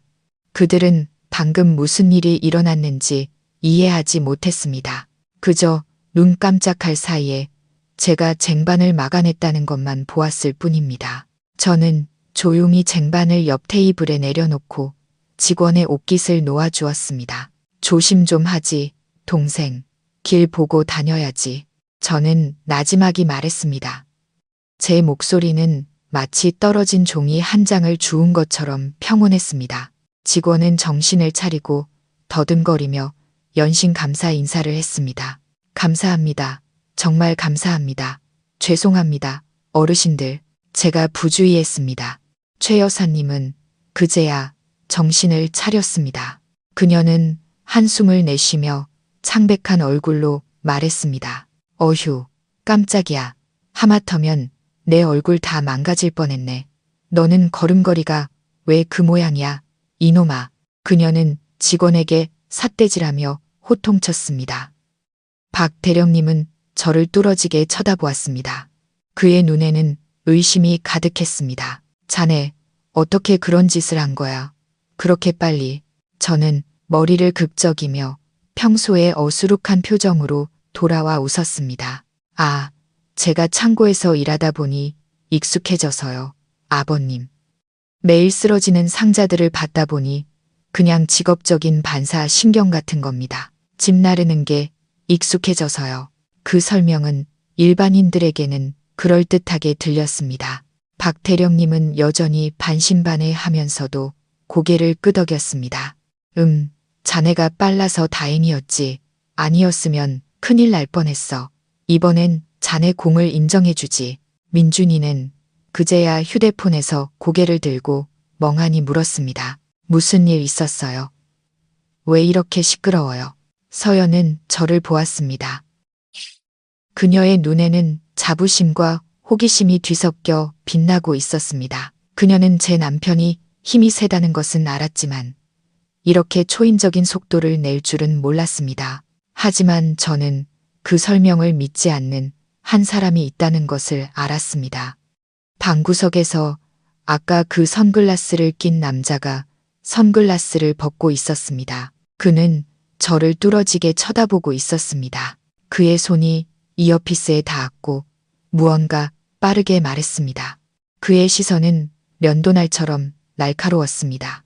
그는 모든 것을 보았습니다. 제 동작은 너무나 깔끔하고 전문적이었습니다. 그것은 막노동꾼의 반사신경이 아니었습니다. 그것은 특수부대의 맨손 격투 기술이었습니다. 저는 정체를 들켰습니다. 저는 입꼬리가 살짝 올라가는 것을 감추기 위해 물컵을 들어 마셨습니다. 이제 게임이 재미있어지겠군. 그들이 파헤치고 싶다면 얼마든지 파헤치게 두자. 잠자는 사자라고 해서 죽은 사자는 아니니까. 사고 이후 연회장의 분위기는 다시 정상으로 돌아왔습니다. 건배 소리와 웃음소리가 다시 울려 퍼졌습니다. 하지만 저는 보이지 않는 압력이 제 어깨를 짓누르는 것을 느꼈습니다. 그것은 선글라스를 낀 남자가 서 있던 구석에서부터 오고 있었습니다. 저는 더 이상 가만히 앉아 있을 수 없다는 것을 알았습니다. 한 곳에 머무르는 것은 관역이 되는 것과 같았습니다. 저는 관찰하고 그의 주의를 분산시키기 위해 움직여야 했습니다. 나 화장실 좀 다녀올게. 저는 서연에게 작게 말했습니다. 빨리 다녀와요. 곧 개회식 시작할 시간이에요. 서연은 고개를 끄덕이며 당부했습니다. 저는 자리에서 일어나 셔츠 자락을 정리하고 왼쪽 복도에 있는 화장실 쪽으로 천천히 걸어갔습니다. 그 남자의 시선이 여전히 제 등에 꽂혀 있는 것이 느껴졌습니다. 그는 바로 따라오지 않고 약 10초 정도 기다린 후에야 자리를 떴습니다. 저는 남자 화장실 문을 밀고 들어갔습니다. 안은 텅 비어 있었고 바닥은 검은 대리석으로 반짝였습니다. 저는 세면대로 다가가 수도꼭지를 틀었습니다. 차가운 물줄기가 손등을 타고 흐르자 정신이 더 맑아졌습니다. 고개를 들어 거울을 보았습니다. 화장실 문이 열리고 아까 그 남자가 들어왔습니다. 그는 키가 크고 건장했으며 검은 양복 아래로 단단한 근육이 드러났습니다. 그는 제 바로 옆 세면대로 다가왔습니다. 그는 손을 씻지 않고 그저 거울을 통해 저를 쳐다보고 있었습니다. 반사, 신경이 좋군. 그가 입을 열었습니다. 목소리는 낮고 굵었으며 약간의 사투리 억양이 섞여 있었습니다. 과찬이십니다. 운이 좋았을 뿐입니다. 저는 수도꼭지를 잠그고 종이 타월로 손을 닦았습니다. 저는 여전히 촌뜨기 같은 순진한 표정을 유지했습니다. 보통 사람은 그런 상황에서 놀라서 움츠리거나 얼굴을 가리지. 하지만 당신은 아니었어. 눈 하나 깜빡하지 않았지. 낙하 지점을 밀리미터 단위까지 정확하게 계산했어. 당신 손목 힘은 자유 낙하하는 20kg짜리 물체를 흔들림 없이 잡아낼 정도였고 그건 운이 아니야. 피로 단련된 기술이지. 저는 종이 타월을 구겨 쓰레기통에 던졌습니다. 무슨 말씀인지 잘 모르겠습니다. 저는 항구에서 일해서 매일 컨테이너 박스를 나릅니다. 팔다리에 힘이 좀 센 건 당연한 일입니다. 그럼 이만 아내에게 가보겠습니다. 제가 가려고 하자 그가 팔을 뻗어 길을 막았습니다. 그의 팔은 쇠처럼 단단했습니다. 시침이 떼지 마. 당신 정체가 뭐야? 어느 부대 소속이지? 왜 여기에 있는 거지? 그의 눈빛은 제 속을 꿰뚫어 볼 듯 날카로웠습니다. 저는 이 자가 전문가라는 것을 알았습니다. 아마도 이 연회의 비밀 경호 임무를 맡은 특수부대나 군 정보부 소속일 겁니다. 그는 저를 소란을 피우기 위해 잠입한 불순분자로 의심하고 있었습니다. 저는 한숨을 쉬었습니다. 문제를 일으키고 싶지 않았지만 이 남자는 끈질겼습니다. 제 이름은 김인수입니다. 3사단 출신이신 박대철 장인어른의 사위입니다. 정식 초대장도 가지고 있습니다. CCTV를 확인하시거나 주최 측에 문의해 보셔도 좋습니다. 저는 여기서 당신에게 신문 받으러 온 게 아니라 저녁 식사를 하러 왔습니다. 저는 그의 팔을 쳐냈습니다. 아주 가볍게 힘을 주었지만 그의 손목에 있는 마비혈을 정확히 짚었습니다. 그는 살짝 미간을 찌푸리며 팔을 거두었습니다. 그는 방금 제 동작이 평범하지 않다는 것을 알아차렸습니다. 좋아, 김인수. 확인해보지. 하지만 경고하는데 오늘 여기엔 최고위급 인사가 와 있어. 만약 조금이라도 의심스러운 행동을 보이면 내 총알이 눈이 없다고 원망하지 마. 명심하겠습니다. 알려주셔서 감사합니다. 저는 미소 지으며 화장실을 나섰습니다. 문이 닫히자 그가 이어피스에 대고 말하는 소리가 들렸습니다. 중앙 28번 테이블 대상 주목 30대 남성 높은 수준의 근접 전투 능력 보유 2급 감시 유지. 저는 연회장으로 빠르게 걸어갔습니다. 심장은 여전히 규칙적으로 뛰고 있었습니다. 이런 과민한 경호원들을 상대하는 것이 적을 상대하는 것보다 더 피곤했습니다. 그들은 너무 의심이 많았지만 바로 그 의심이 그들의 목표물을 지키는 힘이었습니다. 저는 그것을 존중했습니다. 제가 자리로 돌아왔을 때 연회장 안의 분위기는 완전히 바뀌어 있었습니다. 천장 조명은 어두워지고 무대 조명이 화려하게 켜졌습니다. 진짜 사나이의 웅장한 음악이 울려 퍼졌습니다. 사회자가 무대로 나와 또렷한 목소리로 말했습니다. 오늘 이 자리에 참석해 주신 내외 귀빈 여러분, 그리고 모든 참전용사 동지 여러분, 진심으로 환영합니다. 특히 오늘 이 자리를 빛내주시기 위해 전 비군단 사령관이시자 현 수도방위사령부 부사령관이신 정태진 소장님께서 참석해 주셨습니다. 연회장의 모든 사람들이 일제히 일어섰고 우레와 같은 박수 소리가 터져 나왔습니다. 정문에서 장성 군복을 입은 한 남자가 들어섰습니다. 그는 키가 크고 머리가 희끗했지만 걸음걸이는 여전히 빠르고 절도 있었습니다. 그의 얼굴은 굳건했고 눈은 날카롭게 빛났습니다. 가슴에는 대한민국 군대의 가장 고귀한 훈장들이 달려 있었습니다. 그의 옆에는 영관급 장교들과 경호원들이 따르고 있었습니다. 정 소장님이시다. 박 대령님은 작게 외쳤습니다. 그의 눈에는 눈물이 그렁거렸습니다. 많이 늙으셨지만 풍채는 여전하시구나. 옛날 월남에서 내가 겪어본 지휘관 중에 가장 강인한 분이셨지. 박 대령님은 마치 사열을 받는 것처럼 가슴을 쫙 펴고 똑바로 섰습니다. 민준이도 따라 일어나 전설적인 장군을 잘 보려고 목을 길게 뺐습니다. 정태진 소장님은 중앙 통로를 따라 걸으며 사람들에게 손을 흔들었습니다. 그는 앞자리에 앉은 늙은 참전용사들과 일일이 악수했습니다. 그의 미소는 전투 때의 위험 있는 모습과는 달리 온화하고 따뜻했습니다. 동지들, 잘 지내셨소? 그는 한 사람 한 사람에게 안부를 물었습니다. 일행이 우리 테이블 구역을 지나갈 때 박 대령님은 감정을 억누르지 못했습니다. 그는 자리에서 나와 군대식으로 경례를 붙였습니다. 보고합니다. 사령관님, 12연대 소속 예비역 대령 박대철 사령관님께 인사드립니다. 정태진 소장님이 멈춰 섰습니다. 그는 잠시 박 대령님을 쳐다보더니 얼굴이 환해졌습니다. 아, 박 흉터, 자네 박흉터 맞지? 네, 맞습니다. 보고합니다. 사령관님, 박 대령님은 장군이 자신의 별명을 기억해 준 것에 감격하여 몸을 떨었습니다. 세상에 정말 오랜만이구만. 잘 지냈나? 옛날 상처는 좀 어떻고?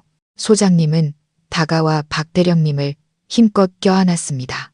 전우회가 담긴 굳은 포옹에 연회장 전체가 감동하여 박수를 쳤습니다. 네, 저는 건강합니다. 기억해 주셔서 감사합니다. 사령관님. 오늘 제 가족들도 함께 모시고 와 사령관님께 인사드리고 싶었습니다.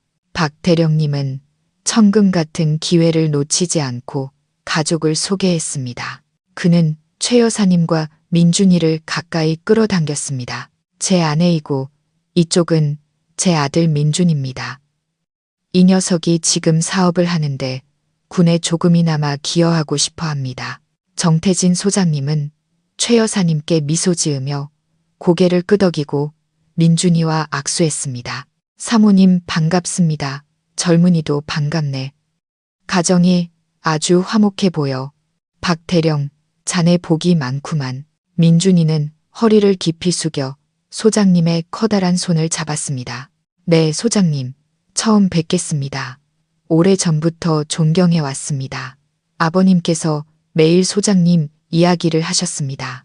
오늘 이렇게 실물로 뵙게 되어 정말 영광입니다. 훌륭한 젊은이로군. 가문의 전통을 잘 이어가게. 소장님은 민준이의 어깨를 두드리며 격려했습니다. 박 대령님은 주위 사람들의 부러움과 존경의 시선이 자신에게 쏠리는 것을 느끼며 자랑스러운 표정을 지었습니다. 이 순간이 바로 그의 명예가 최고조에 달한 순간이었습니다.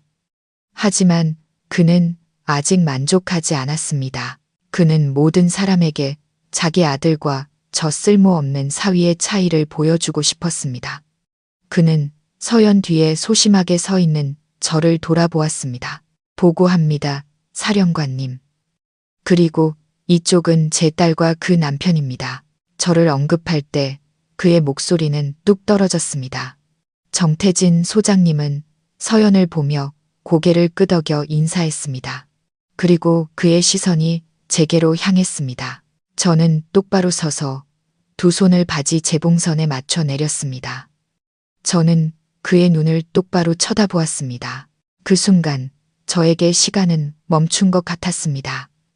이 얼굴, 이 눈빛, 저는 결코 잊을 수 없었습니다. 4년 전 국경의 습한 동굴 안에서 그의 상처를 붕대로 감아준 사람이 바로 저였습니다. 총알이 비 오듯 쏟아지는 지뢰밭을 그를 업고 달린 사람이 바로 저였습니다. 그리고 저는 그 역시 어렴풋이 기억하고 있다는 것을 알았습니다. 소장님의 하얀 눈썹이 살짝 찌푸려졌습니다. 그는 제 눈을 깊이 들여다보았습니다. 그 시선 속에서 무언가 익숙함을 느낀 듯 그는 잠시 멈칫했습니다. 이 젊은이는 소장님이 망설이며 입을 열었습니다. 박 대령님은 제가 망신을 시킬까봐 서둘러 끼어들었습니다. 아, 보고합니다. 사령관님. 이놈은 제 사위입니다. 이름은 김인수이고 항만 창고에서 일합니다. 좀 과묵하고 대뜬 녀석이니 너그러이 봐주십시오. 박 대령님의 속에는 소장님의 마음속에 막 피어오르던 의심의 불씨를 꺼버리는 찬물과 같았습니다. 그는 눈을 깜빡이며 현실로 돌아왔습니다. 아마 자신이 착각했다고 생각했을 겁니다. 옛날 그 특수부대 용사는 살기가 넘치는 전설적인 인물이었습니다. 하지만 눈앞의 이 남자는 어수룩해 보이는 평범한 창고 직원일 뿐이었습니다. 아, 그런가. 반갑네, 젊은이. 소장님은 제게 의례적으로 고개를 끄덕이고는 박 대령님을 향해 말했습니다. 자, 그럼 앉게. 이따가 기념식이 끝나면 한잔하지. 네, 알겠습니다. 사령관님, 무대로 올라가시지요. 박 대령님은 고개를 숙여 인사하고 일행이 지나가도록 길을 비켜주었습니다. 저는 안도의 한숨을 쉬었습니다.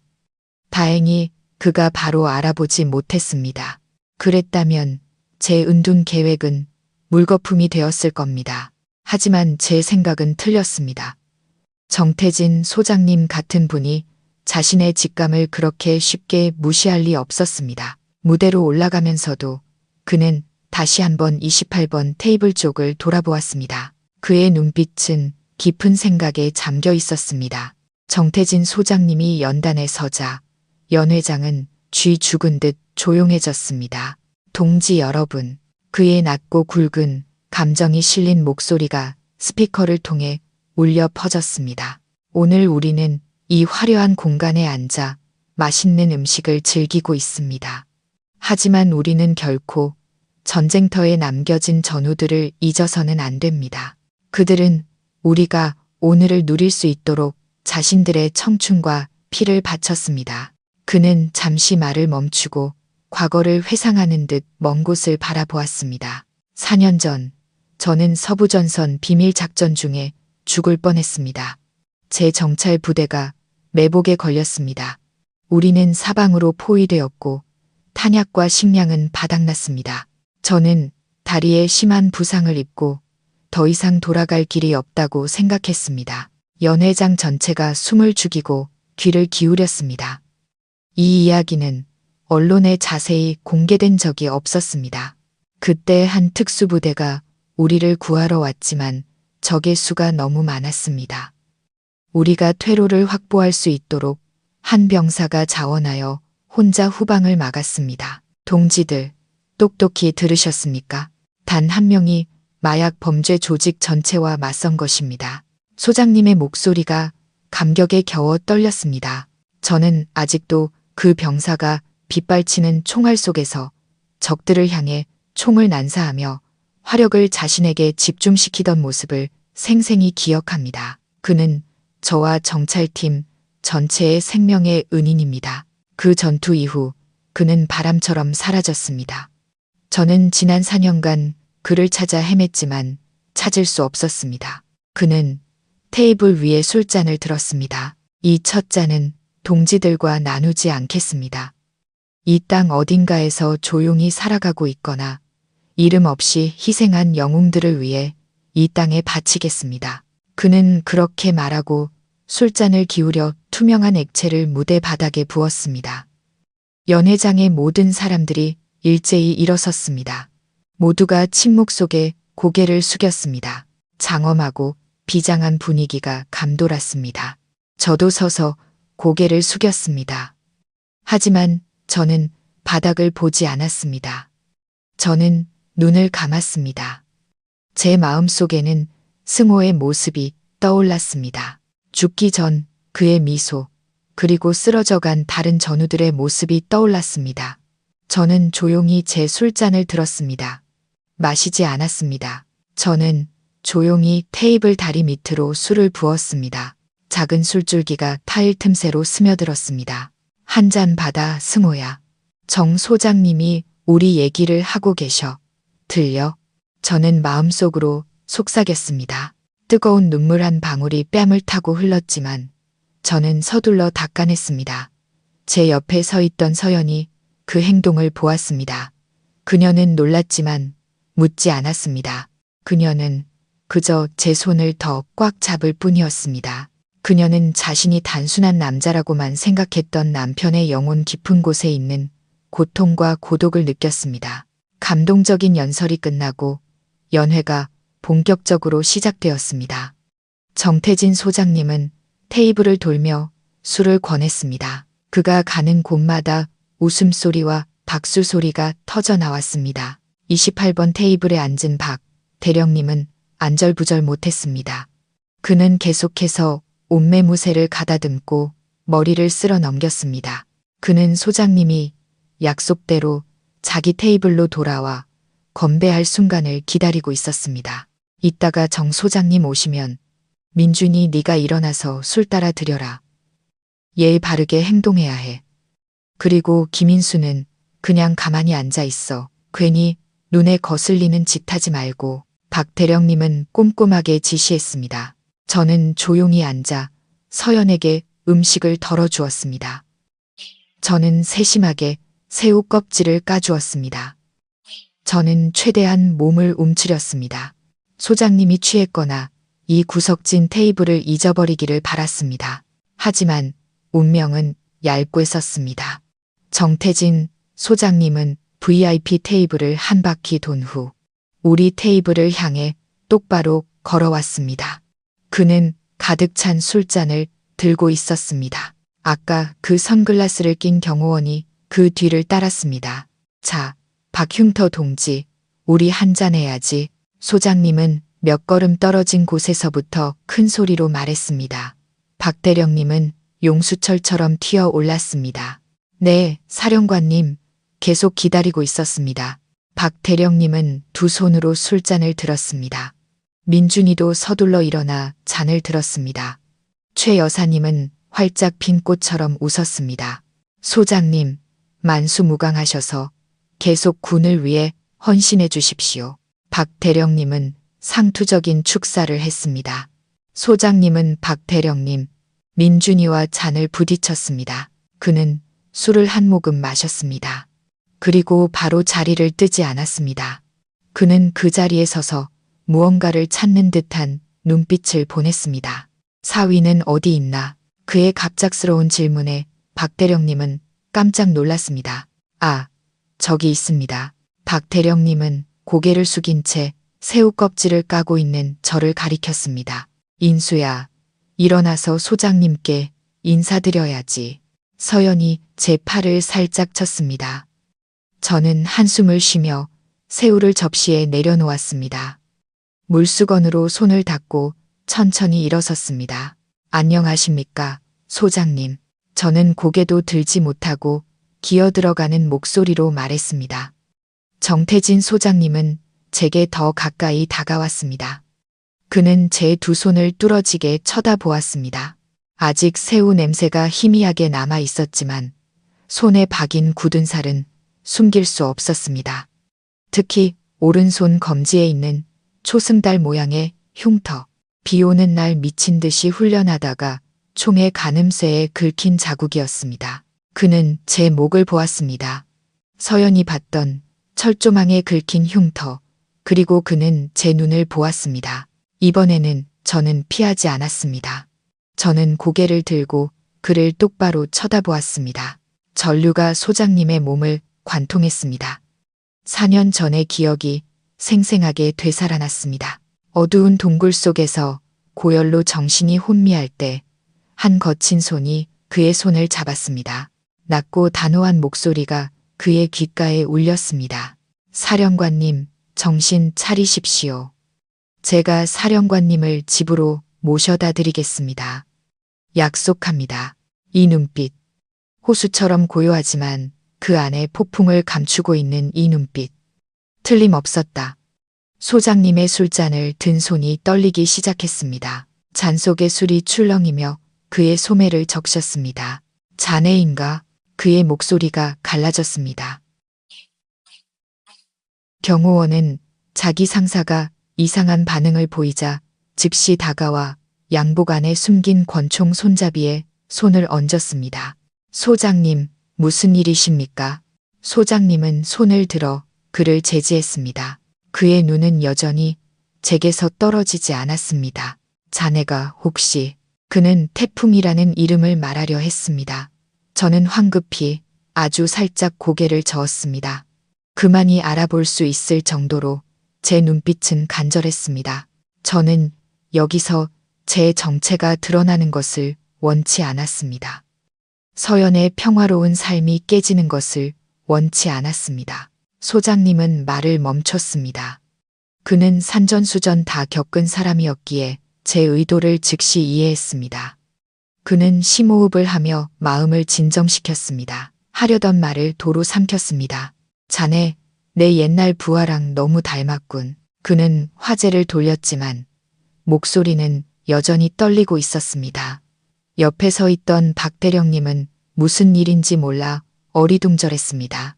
아, 네, 그놈 얼굴이 흔한 얼굴이라서요. 다들 어디서 본 것 같다고 하더라고요. 아마 항만에서 일하는 다른 인부들이랑 닮았나 봅니다. 박 대령님의 눈치 없는 말이 긴장된 상황을 의도치 않게 구했습니다. 소장님은 박 대령님을 돌아보았습니다. 그의 눈빛이 갑자기 이상할 정도로 엄격해졌습니다. 박 대령. 네, 소장님. 자네 사위 직업이 뭐라고 했지? 네, 물류창고에서 일합니다.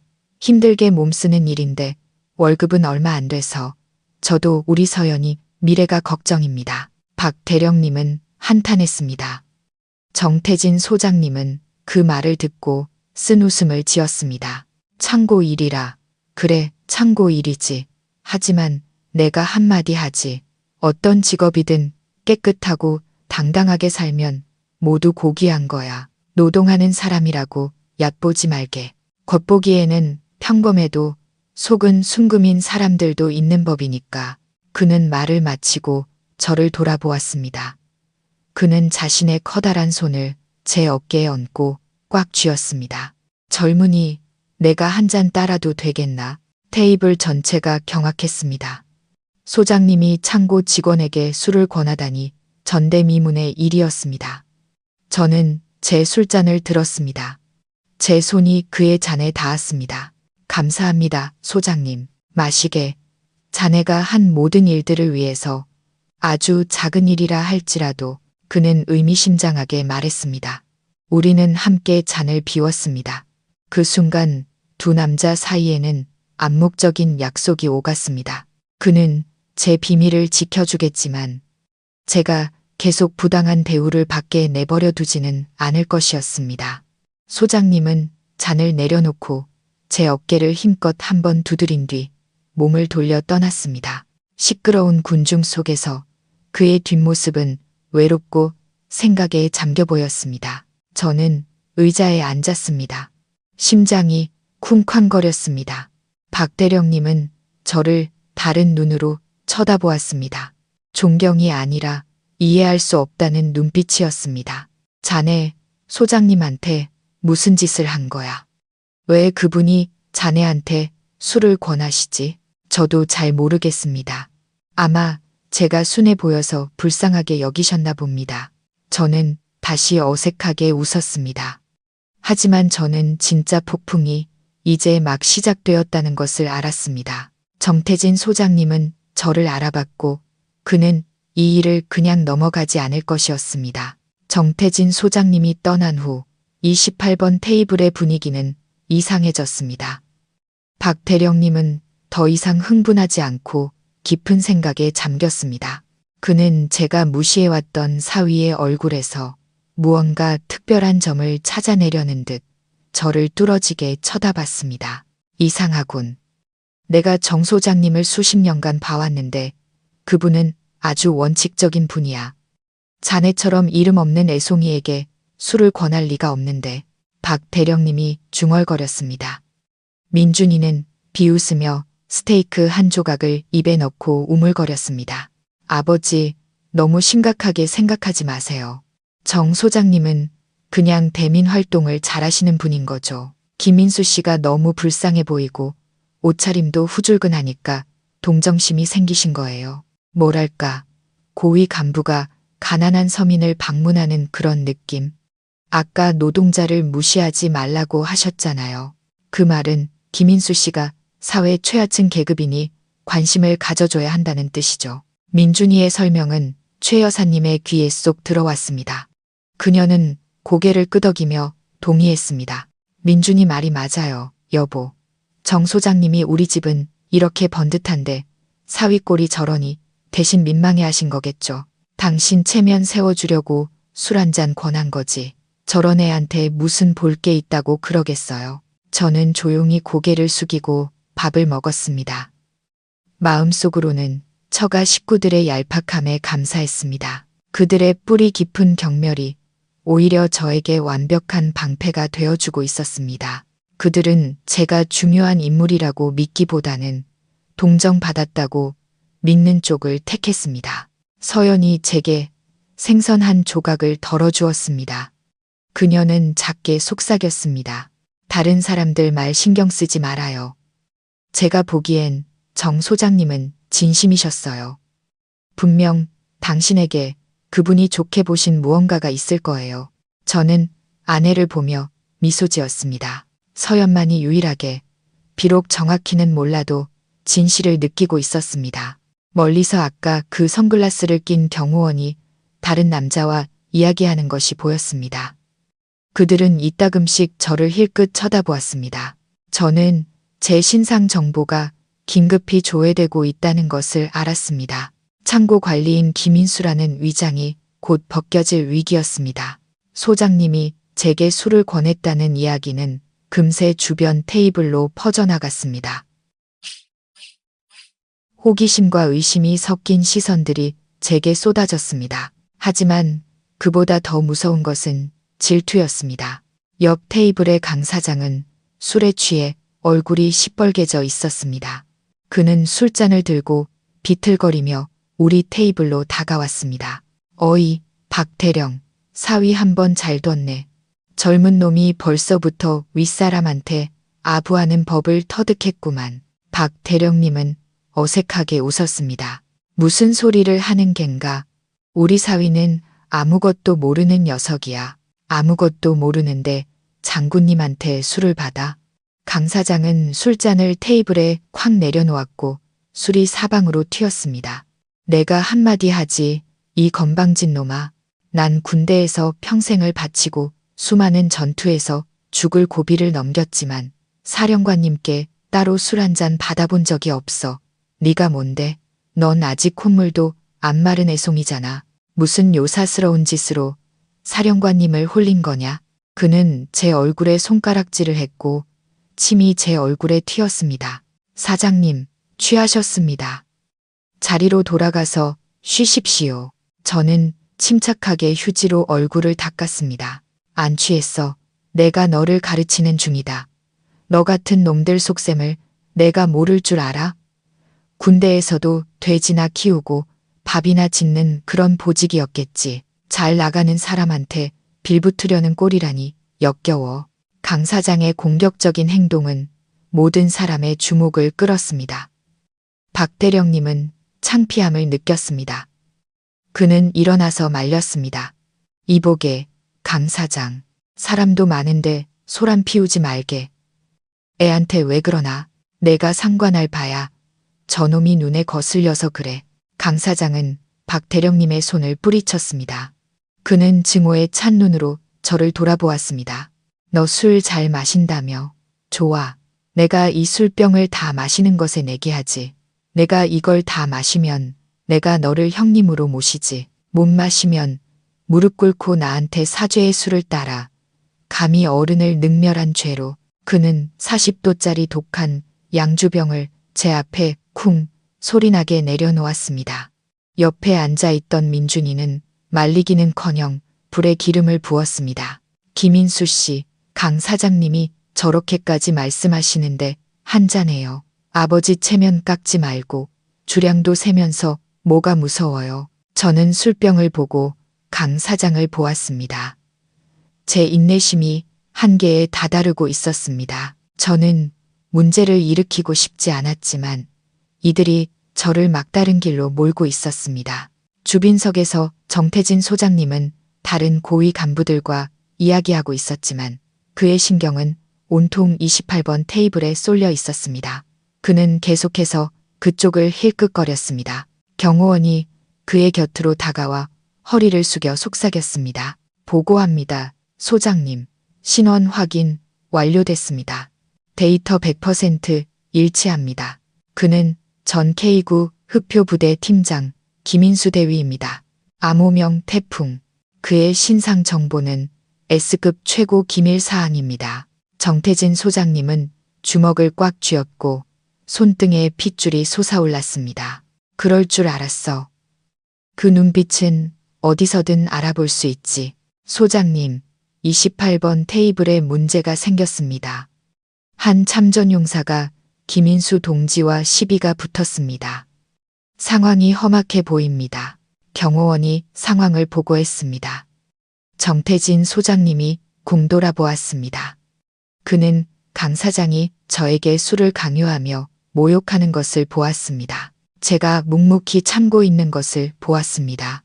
박 대령님 가족이 냉담하게 방관하는 것을 보았습니다. 노 장군의 마음속에 분노가 치밀어 올랐습니다. 그는 자신의 생명의 은인이자 나라의 영웅이 범죄자처럼 취급받는 것을 참을 수 없었습니다. 무례하기 짝이 없군. 너무나도 무례해. 소장님은 책상을 쾅 치며 일어섰고 그 충격에 물잔이 엎질러졌습니다. 주빈석에 있던 모든 사람들이 경악했습니다. 소장님, 진정하십시오. 경호원이 말렸습니다. 어떻게 진정하라는 건가? 저들이 내 전우에게 무슨 짓을 하는지 보이지 않나? 차 준비해. 저들에게 교훈을 가르쳐 줘야겠어. 정태진 소장님은 의자를 밀치고 걸어 나갔습니다. 그의 발걸음에는 살기가 가득했습니다. 수행원들이 황급히 그 뒤를 따랐습니다. 28번 테이블의 상황은 극도로 긴장되어 있었습니다. 강 사장은 제가 반응이 없자 더욱 기고만장해졌습니다. 그는 술병을 들어 제 머리에 부으려고 했습니다. 네가 날 무시해? 내가 술로 샤워를 시켜주지. 안 돼요. 서연이 소리치며 달려들어 강 사장을 밀쳐냈습니다. 이러지 마세요. 제 남편은 아무 잘못도 없어요. 비켜, 이 계집애야. 강 사장이 서연을 때리려고 손을 휘둘렀습니다. 하지만 그의 손이 아내의 얼굴에 닿기도 전에 다른 손이 쇠집게처럼 그의 손목을 낚아챘습니다. 그 손 놓지 못해 차갑고 위험 있는 목소리가 울려 퍼졌습니다. 강 사장이 돌아보았고 그의 얼굴은 핏기 없이 하얘졌습니다. 그의 등 뒤에는 분노로 얼굴이 붉어진 정태진 소장님이 서 있었습니다. 소장님. 강 사장은 더듬거렸고 손발이 사시나무 떨듯 떨렸습니다.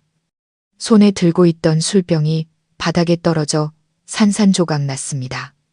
연 회장은 쥐 죽은 듯 고요했습니다. 모든 사람들이 숨을 죽이고 상황을 지켜보았습니다. 정태진 소장님은 강 사장의 손을 거칠게 뿌리쳤고 그는 의자 위로 고꾸라졌습니다. 자네는 어느 부대 소속이었나? 누가 자네에게 약자를 괴롭히는 그따위 버릇을 가르쳤지? 소장님이 소리쳤습니다. 그 고함 소리는 연 회장 전체에 울려 퍼졌습니다. 박 대령님은 얼굴이 창백해져서 황급히 달려왔습니다. 보고합니다. 소장님. 이 친구는 제 옛 전우인 강 사장입니다.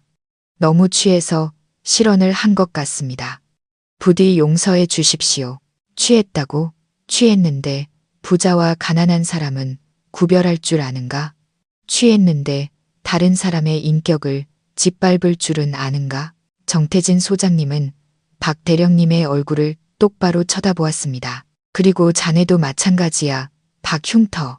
자네는 어떤 아버지이기에 사람들이 면전에서 자네 사위를 모욕하는데도 한마디도 못하는 건가? 체면 깎일까봐 무서웠나? 아니면 자네도 사위를 무시하고 있었나? 박 대령님은 고개를 푹 숙인 채 아무 대답도 하지 못했습니다. 땀이 비 오듯 쏟아졌습니다. 정태진 소장님은 저를 돌아보았습니다. 그의 눈빛은 부드러워졌지만 여전히 죄책감이 서려 있었습니다. 인수군, 일어나게. 저는 천천히 일어섰습니다. 더 이상 피할 수 없다는 것을 알았습니다. 정태진 소장님은 연 회장을 둘러보며 또렷하게 선언했습니다. 여러분은 이 남자가 누구인지 아십니까? 여러분은 그를 짐꾼이라고 불렀지요. 그가 가난하고 초라하다고 비웃었지요. 그는 쓴웃음을 지었습니다. 여러분은 틀렸습니다. 아주 크게 틀렸습니다. 만약 이 친구가 없었다면 이 늙은 목숨은 4년 전 국경에서 이미 끝났을 겁니다. 정태진 소장님의 선언은 연 회장 한가운데 떨어진 폭탄과 같았습니다. 모든 사람들이 경악하며 웅성거렸습니다. 박 대령님과 최 여사님은 입을 떡 벌렸습니다. 민준이는 휴대폰을 바닥에 떨어뜨렸습니다. 소장님, 그게 무슨 말씀이십니까? 인수가 소장님 목숨을 구했다니요. 박 대령님은 자기 귀를 의심하며 더듬거리며 물었습니다. 정태진 소장님은 경호원에게 신호를 보냈습니다. 경호원이 앞으로 나와 절대 기밀 도장이 찍힌 붉은색 서류철을 펼쳤습니다. 그는 한 글자 또렷하게 읽었습니다. 김인수, 1990년생, 2008년 입대, 소속, 국군정보사령부 특수임무대 K9 흑표부대, 직책, 대위, 팀장, 공적, 충무무공훈장 3회, 보국훈장 1회, 새 시대의 국군 영웅, 칭호 수여, 줄줄이 읊어지는 공적은 그 자리에 있던 사람들, 특히 박대령님 가족의 머릿속을 망치로 내리치는 것 같았습니다. 그들은 매일같이 과묵하게 부엌길이나 하던 사위가 그렇게 엄청난 이력을 가지고 있을 거라고는 상상도 못했습니다. 경호원이 계속해서 읽었습니다. 국경 초월 범죄 소탕 작전에서 김인수 동지는 정찰팀의 안전한 퇴각을 위해 단독으로 후방에 남아 적을 저지함. 정태진 소장님은 손을 들어 읽기를 멈추게 하고 말을 이었습니다. 그때 나는 중상을 입었네. 인수군이 나를 업고 10km의 산길을 달렸지. 적들이 바로 뒤까지 추격해왔을 때 그는 나를 안전한 바위 틈에 숨기고 혼자 죽음과 맞서러 돌아섰네. 나는 그가 죽을 거라고 생각했지만 그는 기적처럼 살아 돌아왔지. 그는 자랑스러운 눈으로 저를 보았습니다. 내가 왜 그에게 술을 권했는지 아시오? 그는 우리 모두로부터 최고의 존경을 받을 자격이 있기 때문이요. 그는 태풍이요. 국경 마약 범죄자들의 악몽이자 특수부대의 살아있는 전설이요. 진실이 밝혀졌습니다. 연 회장은 무서운 침묵에 잠겼습니다. 이전의 경멸의 눈빛은 이제 두려움과 경외로 바뀌었습니다. 방금 전까지 저를 협박하던 강 사장은 이제 얼굴에서 핏기가 완전히 가셨습니다. 그는 떨면서 일어섰지만 감히 저를 똑바로 쳐다보지 못했습니다. 그는 자신이 잠자는 호랑이를 건드렸다는 것을 깨달았습니다. 박 대령님 가족은 완전히 무너졌습니다. 최 여사님은 가슴을 부여잡고 숨을 헐떡였습니다. 그녀는 제가 쓸모없는 식충이라고 욕했던 순간들을 떠올렸습니다. 제가 들게 했던 가짜 명품 가방을 떠올렸습니다. 그녀는 극심한 수치심을 느꼈습니다. 민준이는 얼어붙은 듯 서 있었습니다. 그는 차 안에서 매형을 비웃고 조롱했던 말들을 떠올렸습니다. 자신의 경멸적인 태도를 떠올렸습니다. 그는 극도의 공포를 느꼈습니다. 적의 대대를 섬멸할 수 있는 사람이라면 자기 목을 꺾는 것은 마른 나뭇가지를 부러뜨리는 것보다 쉬울 것이었습니다. 가장 큰 충격을 받은 사람은 박 대령님이었습니다. 그는 군인이었기에 제가 받은 훈장들의 가치를 잘 알고 있었습니다. 그는 제가 겪었을 전쟁터의 참혹함을 잘 알고 있었습니다. 그는 헛된 체면에 눈이 멀어 집안에 있는 귀한 보석을 알아보지 못했던 것입니다. 서연은 제 옆에서 흐느껴 울었습니다. 그녀는 슬퍼서 우는 것이 아니었습니다. 행복하고 자랑스러워서 우는 것이었습니다. 그녀는 자기 남편이 평범하지 않다는 것은 알았지만 이렇게 위대한 사람일 줄은 몰랐습니다. 그녀는 마치 자신의 소유임을 확인하려는 듯 제 팔을 꼭 껴안았습니다. 저는 주위를 한번 둘러보았습니다. 통쾌하거나 기쁘지 않았습니다. 그저 피곤할 뿐이었습니다.